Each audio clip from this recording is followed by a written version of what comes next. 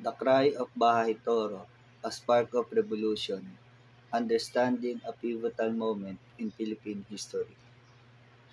Introduction. The Cry of Bahay Toro was a significant event in Philippine history, marking a crucial point in the Philippine Revolution against Spain. It took place in August 1896 in present-day Quezon City.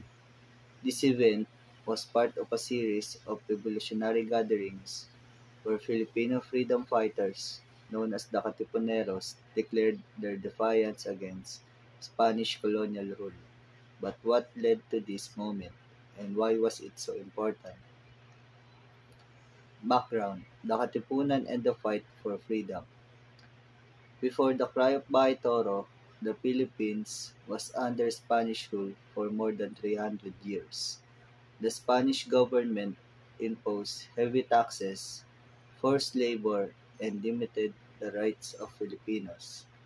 In response, a secret society called the Katipunan was formed in 1892 by Andres Bonifacio. Their goal: to overthrow Spanish rule and fight for independence. The Katipunan was founded by Andres Bonifacio. The group secretly recruited members across the country.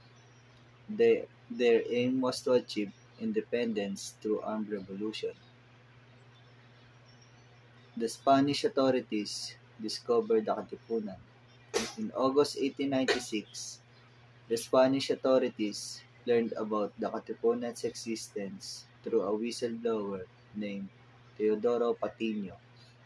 As a result, Spanish forces started arresting suspected revolutionaries. The Katipuneros knew they had no choice but to act fast.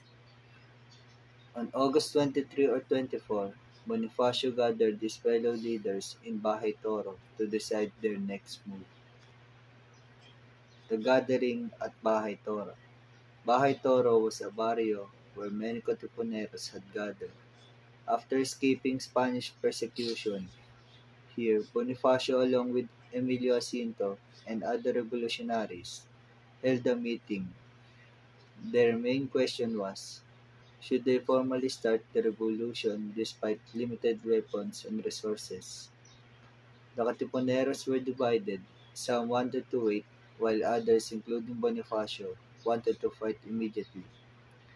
Bahay Toro became a key decision-making location for the revolution. This moment would determine the fate of the Philippine struggle for independence. The Cry of Defiance, Tearing of the Cedulas. After much debate, the Katipuneros decided to officially begin the revolution. As a symbolic act of defiance, they tore up their cedulas, the tax certificates imposed by the Spanish government. This act signified their rejection of Spanish rule and their commitment to fight for freedom.